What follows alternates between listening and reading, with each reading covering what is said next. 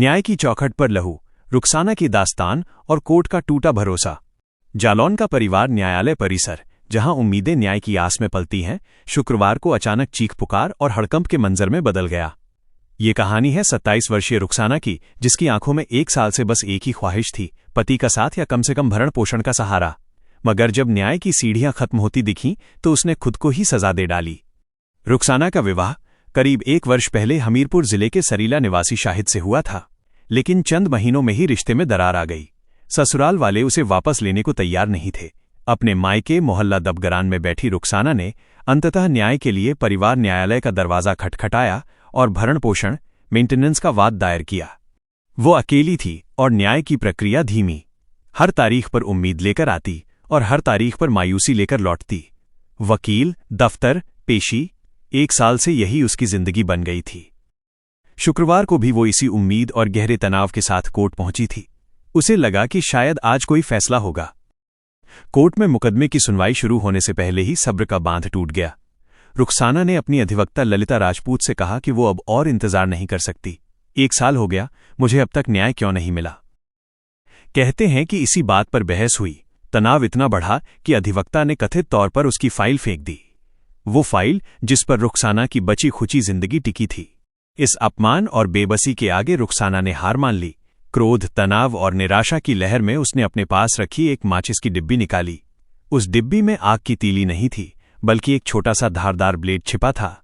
बिना किसी को भनक लगे उसने गुस्से में अपने हाथ की नस काट ली। कोर्ट परिसर का शांत माहौल पल भर में चीख पुकार और अफरा तफरी में बदल गया। खून फर्श पर फैलने लगा। प्रशासनिक चूक की परतें खुलीं। मौके पर मौजूद स्टाफ, वकील और महिला सुरक्षा कर्मियों ने तुरंत रुखसाना को संभाला और उसे लहूलुहान हालत में जिला अस्पताल भेजा गया। डॉक्टरों ने उसके हाथ में 4 टांके लगाए और बताया कि उसकी जान खतरे से बाहर है, लेकिन भावनात्मक घाव गहरे हैं।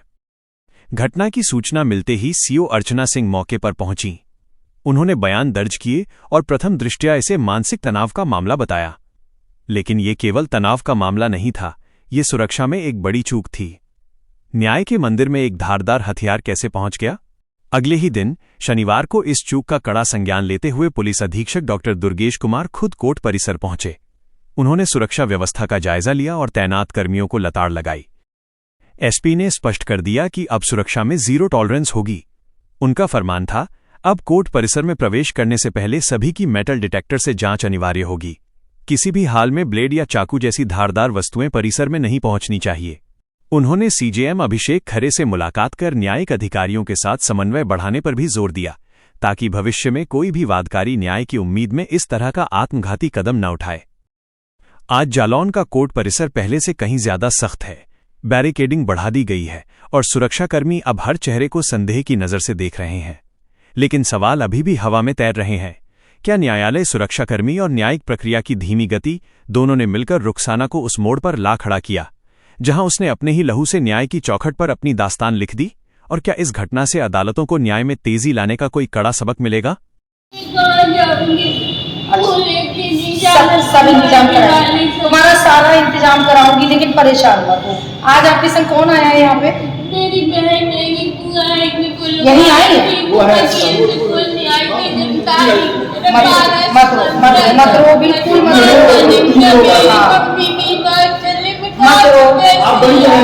चलो हम करेंगे, तुम्हें सरकारी वकील कराएंगे। तुमने ये बात ही नहीं रखी जो सरकारी वकील करा दिया जाता। अच्छा बेटा, ठीक है। किस चीज से काटा? ब्लेड कहाँ मिला? कहाँ रखे थी तुम? कहाँ रखे थी? इधर कैसे ले गई? इधर रखी थी माचिस में अपने कुर्ते के अंदर किसी ने बताया था कि लोहे की चीज रखो, तो उसने ब्लेड रखा। दवा चल रही है, दवा चल रही है। अच्छा एक बात बताओ, कोई अगर हमें रखेगा नहीं तो हम डिप्रेशन में आ जाएंगे? नहीं, हम धक्का देके भगाया। इसलिए जज के पास गई थी, उसकी बुरी तरीके से भगाया। चले निकलो यहाँ से। किसने? वकील लड़का है वो, उन्होंने भगाया, इतनी जोर से धक्का दिया मुझे। तो मैं जज के पास गई तो मैंने कहा मुझे इंसाफ मिल रहा, वो भी कहने लगी चलो जाओ यहाँ से। तो मैंने अपना हाथ काट लिया। बेटा परेशान नहीं, हाथ काटने से कोई सोल्यूशन निकलेगा? कोई सुन ही नहीं रहा। हम सुन रहे हैं ना। मैं अकेली परेशान, मैं हूँ तुम्हारे साथ। मैं कब तक परेशान, मैं हूँ। अपना काम छोड़ के मेरे पीछे लगेंगे, कब तक जालौन में कौन से गांव की रहने वाली हो? जालौन में दबगरा मोहल्ला। क्या जैसा जालौन आपने नस काट ली थी? हमने डैडी के सामने अपनी नस काटी, गाय भगा रहे, मेरी सुन नहीं रहे, मुझसे तब वो अपनी कुर्सी पे बैठे थे? रोटी खा रहा, मैंने 4 दिन से, मुझे एक टाइम खाना मिलता, एक टाइम नहीं मिलता खाना, वो रोटी खा रहे, मैं क्या करूँ बता दो। चुप जा बेटा। मुझे इसे खाना भी नहीं मिलता। इसके साथ वाले कौन है? किससे बोला था? पानी के वकील से। हाँ। ललिता नाम है उनका। अच्छा। एक साल से कोई पैसे ले रहे, पैसे काम नहीं कर रहे, मेरे ससुराल वाले मुझे रख नहीं। अच्छा। जाना चाहती है, वो लेके नहीं जा रहे। लेके नहीं जा रहे? नहीं। कहाँ की रहने वाली हो? जालौन? भाई के छोड़ दिया मुझे, वो आता है लेके नहीं जाता, मारपीट भी करता है, और उन्होंने मेरी फाइल खोल दी, पैसे फाइल और किसने फेंक दी? निकलो यहाँ से। किसने फेंक दी? वकील साहब ने। वकील साहब ने फेंक दी? और मैं जज के पास गई, मैंने कहा मुझे इंसाफ नहीं मिल रहा।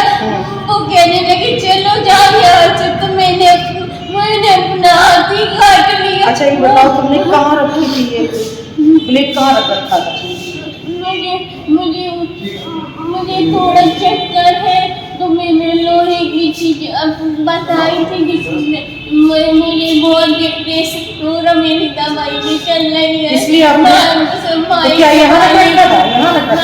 हमारे खर्चा उठा रहे, वो अब नहीं उठा पाएंगे, पूरा खर्चा नहीं उठा पाएंगे। हम आपकी मदद करेंगे, हर चीज में मदद करेंगे। पहले शांत हो जाओ और बिल्कुल अच्छे से रिलैक्स हो जाओ बेटा, हम आपकी मदद करेंगे। आपको ना घबराने की, ना परेशान होने की जरूरत है। आपको सरकारी वकील दिलाएंगे, आपकी हेल्प करेंगे, और आप मेरा नंबर ले जाना। बाकी और जो आपकी पर्सनल प्रॉब्लम है कि जो मायके से दिक्कत आ रही है, कोई ऐसी दिक्कत आ रही है, उसमें हेल्प करूंगी आपकी। परेशान मत हो, हमारी माँ जैसी है बेटा।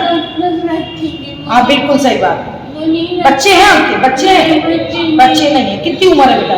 मेरी 27 साल। अच्छा, और लेकिन कब से ये केस चल रहा है बेटा? शादी कब हुई थी? 29 मई 2024 को हुई थी। अच्छा। 2 महीना में रही हूँ, सब कुछ कहते मायके से लेके आके, ऐसे मायके से लेके आके, सब मायके से लेके। बिल्कुल परेशान नहीं हो, बिल्कुल परेशान नहीं हो, जाओ।